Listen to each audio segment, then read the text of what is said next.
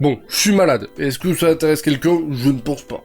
Bien le bonjour, jeune viewer, bienvenue dans cette vidéo. Comme tu peux l'entendre à ma voix, je sais pas si ça va le retranscrire avec ce putain de micro, mais voilà, il y a quelques habitants dans mon nez, comme on dit. La maladie se fait présente, c'est vrai que la fatigue m'habite aussi. Donc aujourd'hui, petite vidéo tranquille, petite vidéo sympa. On est samedi, on se repose, et c'est une vidéo, mes lectures manga, volume 18 ou 17, si je dis pas de conneries. Juste avant de commencer, si vous avez pas vu la vidéo, si vous avez pas suivi la chaîne depuis le début de semaine, et ça déjà c'est pas très bien, je fais un concours avec les éditions Ototo.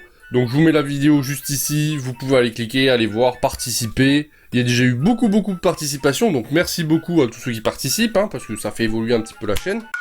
Allez, on commence tout de suite ces lectures manga par le tome 4 de GTO. Tome 4 de GTO, ça faisait un moment que j'avais pas lu GTO, ça m'a fait plaisir de retourner un petit peu dans GTO. Alors pourquoi ça faisait longtemps? Parce que j'ai énormément de lectures en cours, on m'envoie beaucoup de tome 1, on m'envoie beaucoup de tomes, comme vous avez pu voir, mercredi d'ailleurs là. Et donc voilà, je me suis dit, tiens, j'ai reçu les GTO, je vais me remettre à GTO. Donc le tome 4, voilà, c'est plutôt cool. On continue la petite histoire du personnage dont j'ai oublié le nom, mais ça c'est à cause de la maladie, ne m'en veuillez pas. Donc on suit les aventures d'Eikishi Onizuka, en tant que prof dans un lycée, voilà. Alors, c'est vrai que c'est un shonen un peu différent de ce que je lis d'habitude, parce que là on est plus dans l'humour, la tranche de vie, etc. Il n'y a pas beaucoup d'action, on va dire badass, même s'il y a un peu d'action. Mais franchement, voilà, GTO pour tous les jeunes qui nous regardent, qui me regardent. GTO c'est un vieux manga qui a 20 ans, comme One Piece. Ça fait longtemps qu'il est fini maintenant. L'anime est disponible sur ADN. Mais GTO, je pense que ça peut être une bonne alternative si vous en avez marre un petit peu des shonen classiques. Et franchement, même si le shonen a 20 ans, tu vois, ça garde toujours cette fraîcheur de jeunesse. On va dire ça comme ça. Ensuite, c'est le tome 7 de Fire Force. Fire Force qui m'a été envoyé par Kana, d'ailleurs, je les remercie énormément. Donc ce tome 7 de Fire Force continue dans la ligne de Fire Force et prouve encore que, s'il fallait encore prouver que Fire Force est un putain de manga. Atsushi Okubo, auteur de Soul Eater, je le dis à chaque fois, mais bon, faut le rappeler quand même. Franchement, ce tome 7 est une pure tuerie. L'action avance à grands pas. Les personnages évoluent, on en connaît un peu plus, on arrive à comprendre un petit peu plus comment marchent les pouvoirs de certains, et c'est vraiment cool. Pour la petite histoire, bon la 8ème brigade a besoin de s'agrandir, donc le chef de la 8ème brigade donne pour mission à Arthur, j'essaie de tête, mais quand je suis malade, c'est pas possible de réfléchir, mon cerveau il bouillonne. Là vous le voyez pas, mais la maladie, si tu veux, me fatigue, je suis fatigué de l'intérieur. Ça se voit peut-être à mes cernes, tu vois, juste ici et juste ici, qui te disent « Ouais, salut, j'ai pas dormi cette nuit. Ah ouais, moi aussi, c'est trop cool. » Tu vois. Donc je disais, le chef de la 8ème brigade demande à Iris, Arthur et Shinra de partir à la rencontre de Vulcan, un mécanicien scientifique extrêmement connu, pour qu'il rejoigne la 8ème brigade, sauf que lui est anti-brigade, il trouve que les brigades ne servent à rien, c'est des gros bâtards, etc. Mais le docteur Giovanni, le capitaine de la 3ème brigade, ne l'entend pas de cette oreille, et est bien décidé à faire que Vulcan vienne dans son truc pour qu'il travaille avec lui, quitte à en faire mourir tout son entourage. Et donc, c'est ce que je disais, c'est que Fire Force continue dans sa lignée, et le train est bien parti, et c'est super cool. Donc Fire Force, si vous ne connaissez pas, il n'y a que 7 tomes, le tome 8 sort le mois prochain, en octobre, fin octobre je crois. Donc allez-y, foncez, c'est chez Kana, et c'est du très très bon. On continue chez Kana avec le tome 3 et 4 de Last Pretender. Last Pretender, et là, ça y est, c'est confirmé, c'est un bon shonen. Le tome 3 et le tome 4 est riche en rebondissements, il se passe des trucs que tu l'as même pas vu venir. Sans trop spoiler l'histoire, ils sont sur la planète Jana, à la rencontre de la première reine de l'univers, pour entraîner Kalki, tu vois, pour qu'elle devienne plus forte. Kalki, je le rappelle, est le clone du personnage principal Chris, qui doit devenir le prochain roi de la Terre, mais qui doit choisir sa femme via un espèce de grand tournoi d'arts martiaux où elle se fout toute sur la gueule et la plus forte devient reine. Si tu veux en savoir un peu plus sur Last Pretender, plaque, je sais plus quel côté, merde, tu peux aller voir la vidéo qui s'affiche là-haut, elle est très bien, elle est de bon augure, et franchement, le gars qui la présente est plutôt beau gosse.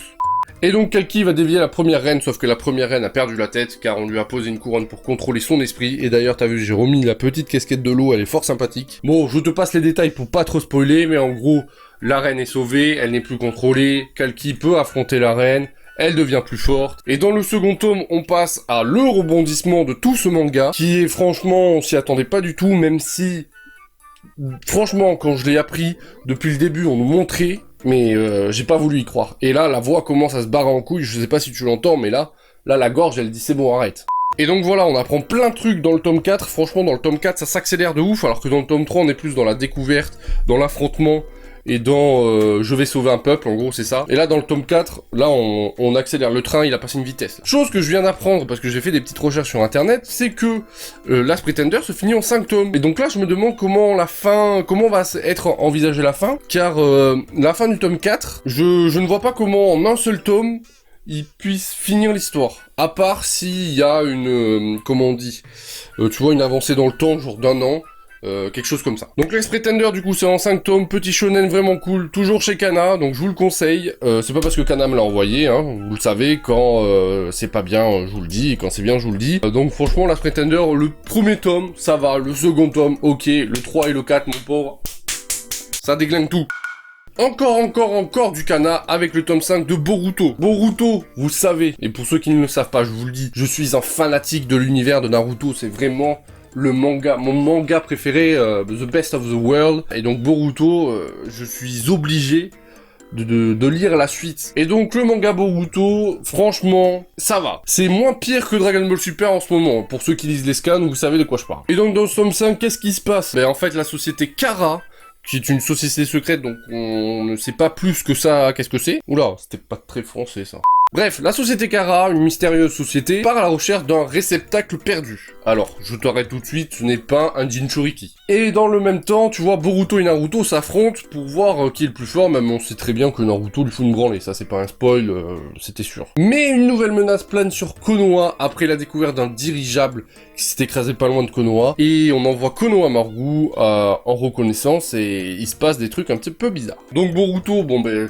j'ai pas besoin de le présenter, je pense que vous connaissez Naruto tous, c'est dans la lignée de Boruto. Le dessin est différent de Masashi Kishimoto tout en restant fidèle à ce qu'il avait déjà fait avant. Au début je trouvais ça bizarre, mais à force je m'y suis habitué. Donc Boruto, moi le manga je le trouve bon, l'animé, bon voilà, c'est vrai qu'il y a beaucoup d'hors-série, mais franchement c'est cool. Donc pour ceux qui connaissent l'univers de Naruto, qui veulent se mettre à Boruto, je vous conseille plus de lire les mangas plutôt que de regarder l'animé, même si les deux sont complémentaires, et puis voilà. Le prochain manga, c'est un tome que j'attendais avec impatience et j'ai pas été déçu, c'est le tome 15 de My Hero Academia. Pareil, My Hero Academia, c'est un putain de shonen, là, une preuve encore s'il en fallait une que My Hero Academia ça tue. Là, dans ce tome, tout s'accélère aussi, hein, ça va très vite, on apprend beaucoup de choses sur beaucoup de personnages, on apprend aussi que finalement, les méchants sont très méchants, et que, malgré son côté shonen, il y a une part d'ombre dans My Hero Academia, on peut s'imaginer des trucs de ouf. Et c'est ça que j'adore avec My Hero Academia. Tout en restant dans le shonen classique, on peut nous montrer des choses vraiment dures, enfin nous laisser imaginer des choses vraiment dures, par rapport à des éléments de l'histoire qui sont introduits dans le récit. Putain, je parle comme un gars de la littérature, c'est un truc de ouf là. Oui, donc des éléments qui sont introduits dans le récit, qui nous laissent imaginer des potentielles choses un peu dark. Et c'est ouf. Et je trouve vraiment que par exemple, si demain on découvre que l'homme peut avoir des pouvoirs, je trouve que la société qui nous est montrée, comment elle évolue, comment à cause et grâce au pouvoir, ça colle vraiment à ce qui pourrait se passer chez nous. C'est pour ça que j'adore ce shonen aussi, c'est que My Hero Academia, c'est hyper bien ficelé, donc bravo à l'auteur qui s'appelle très exactement Kohei Horikoshi, voilà, bravo à toi, même si tu regardes pas les vidéos en français puisque tu es japonais.